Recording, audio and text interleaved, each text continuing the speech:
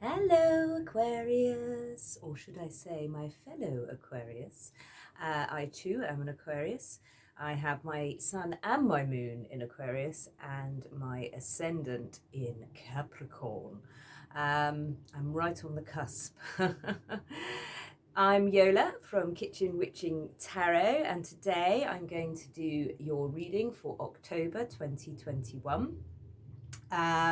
And I use a combination of both tarot and oracle cards to give you kind of a general idea of what's happening in your world or what's happening around you at this time. And obviously these are general readings, so they might not resonate with everyone. So if they do, fantastic. If they don't, maybe move on, look at another reader.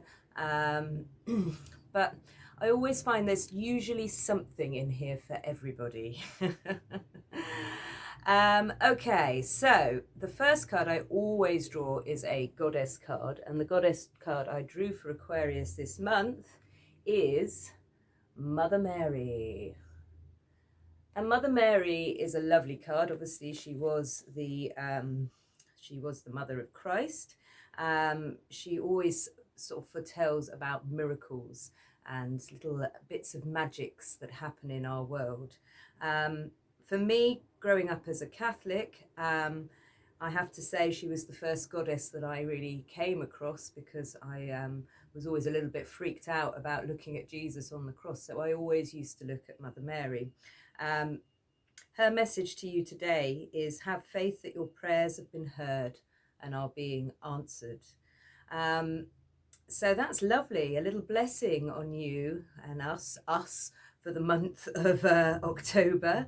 And it's lovely because actually the first card that I drew from the Wiccan Oracle is the card of Imbolc, which is on the 1st of February. And this is a kind of a renewal card. It's kind of the first little sprouts of spring that are springing up. Often you see the snowdrops come out around that time here in the UK. And yeah, it's got a real feeling of renewal and kind of new life after maybe a time of being in the darkness, maybe being in the shadows a bit. So it's very positive, particularly alongside the Mother Mary card. And then, interestingly, I pulled the romantic partner out of the Fairy Oracle deck.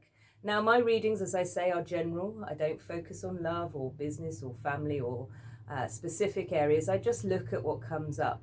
But what it would say to me is that a romantic partner is going to be quite important this month. Now, that could be someone that you're already in a relationship with, or if you're single, then maybe the opportunity to connect with somebody new. But it has that real feeling of kind of expectation. And maybe some of you are feeling a bit jaded around love, and that's where that Mother Mary energy and that Imbolc energy comes in, just to remind you to be a bit open-minded and allow the love in, which actually kind of flows nicely into the Moonology card, which is the waxing moon, which is when the moon is getting bigger. And it says the energy is gaining momentum. So if it is something around your romantic life, then to allow it the expression to just move forward, to move the momentum. Don't try and hold back. Just try and allow yourself to love in whatever way that is. If it's with somebody that you're already with, or it's somebody that you've just met, or maybe it's just simply getting yourself out there again, either on online dating or going to an event that you're going to meet other people. Just allow the momentum to flow naturally. And the shamanic healing card that I drew is lovely. It's all good, it says. It's all good. So it's really a call to trust your feelings, and trust, if you are having kind of romantic feelings for someone, that it's all good. It's a good thing to flow with. So that's really nice. And now if we look at the tarot cards that I drew for you. So the first card I drew is the World. And the World is about completion of cycles. It's a real kind of, I've done it now. I've done that. It's done. I've finished. We is done. We is done. But in a really, really lovely and positive way. So if you have been suffering with, illness or burdens or stress, then that, for me, in October will start to come to a close, but in a really lovely and positive way. And the card that was crossing it was an equally lovely card, which is the Ten of Cups, which is all about emotional fulfillment. Now, those two cards together would speak really that actually you've come to the end of the cycle, you've filled your cup, you have emotional fulfillment, and you've done that for yourself. You've managed to actually make yourself feel like that in order for you to be a more loving person to the people around you. Now, if we are looking at this in a love sense, in a romantic sense, that's a really healthy place to be coming from if you're going to be meeting someone new. Or if you're in a relationship, if we're in a relationship with someone, if we can love ourselves fully, then we can love our partners fully also. So that's really nice. Then the kind of energies that are ticking away under the surface that might be in the subconscious and what have you, is interestingly the Death card, which a lot of people find quite alarming, being that it is the Death card. I always think this is one of the most powerful and positive cards, because again, it's speaking of an end of a cycle. So even internally, you've got this kind of, that you've kind of you've done the work and you've finished this cycle, and you're ready. So your internal system is ready now for the next step, whatever that may be. The end has come and the new shall begin. And if you're anything like me as an Aquarius, I love the new. Bring on more new, please. And then the energies that are kind of waning away from you at this time, wonderfully, is the Ten of Wands. So the Ten of Wands really speaks about a time of burden, a time of kind of holding all of those rods up and really feeling the overwhelm of life. And that's the energy that's actually moving away from you at this point. And beautifully, if we then look at the energy we're moving into, it's the Queen of Cups, which is a time, is a card of emotional stability. It's a time of drawing on your instincts, drawing on all this experience and knowledge that you've had through doing these cycles of change and life, this world, this death time, and really stepping into your power as a queen.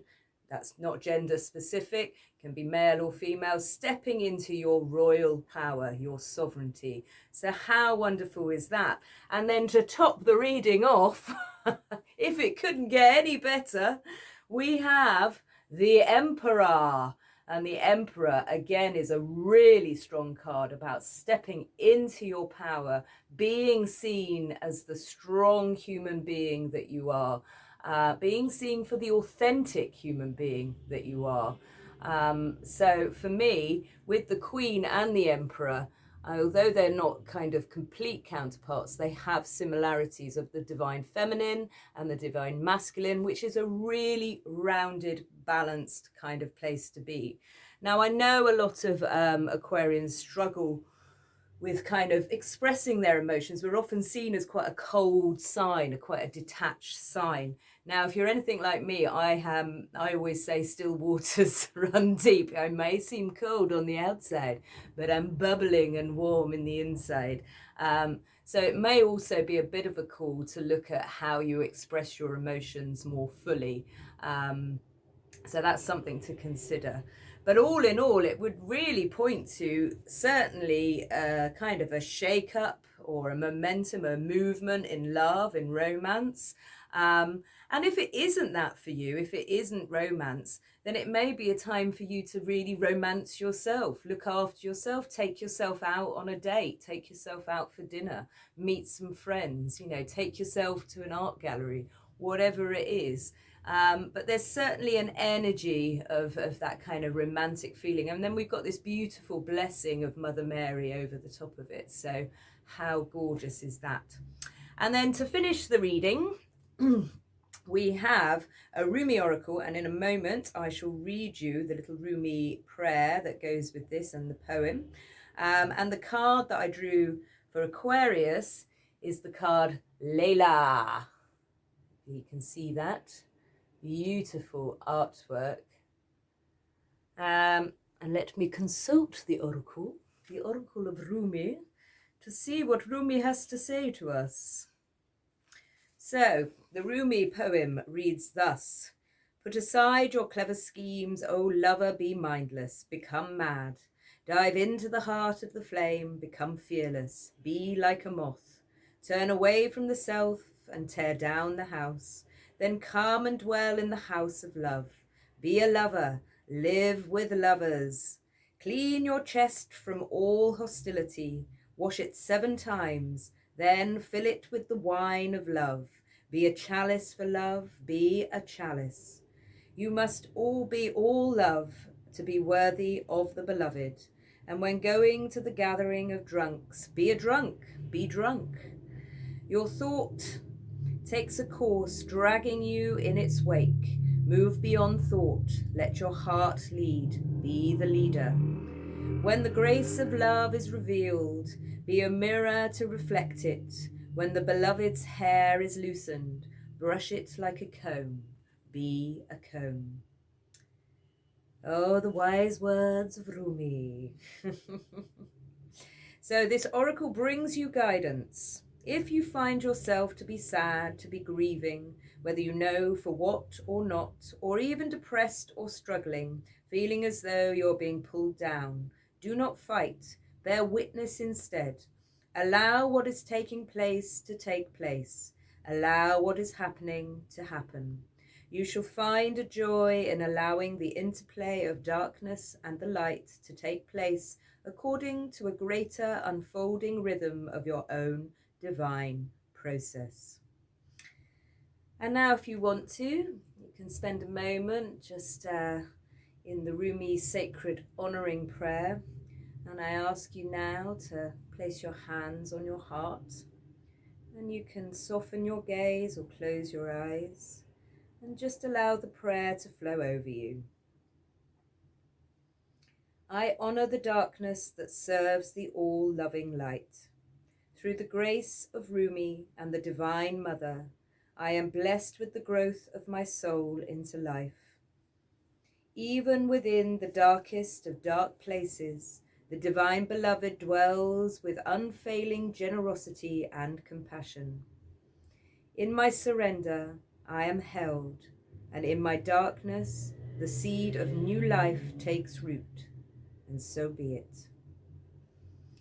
And now you can place your hands at prayer, and you can bow your head to your heart, just to remind your head it has no dominion here, that both are equal as expressions of the self.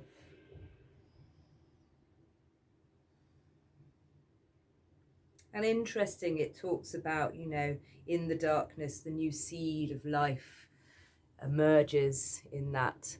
Because then if we look again at that oracle, that Imbolc oracle, those first sprouts of spring, it's almost like you need to scatter your seeds. And I don't mean that in a sexual sense. Please keep your seeds to yourself unless you're trying to impregnate somebody. But scatter those seeds of intention really for yourself. So if you are looking for a romantic love, then this is a time to kind of put the seeds out there. And sometimes you have to put the work in. And that might be things like going on dating sites, going on dates, going out to new places, joining new clubs, whatever it is for you. Or even speaking to the bloke that you fancy who works in the pharmacist. That's me. Which I haven't done yet, so maybe I should do that. But yes, let me know how this resonated for you. If you are interested in a private reading, then all my details are down below.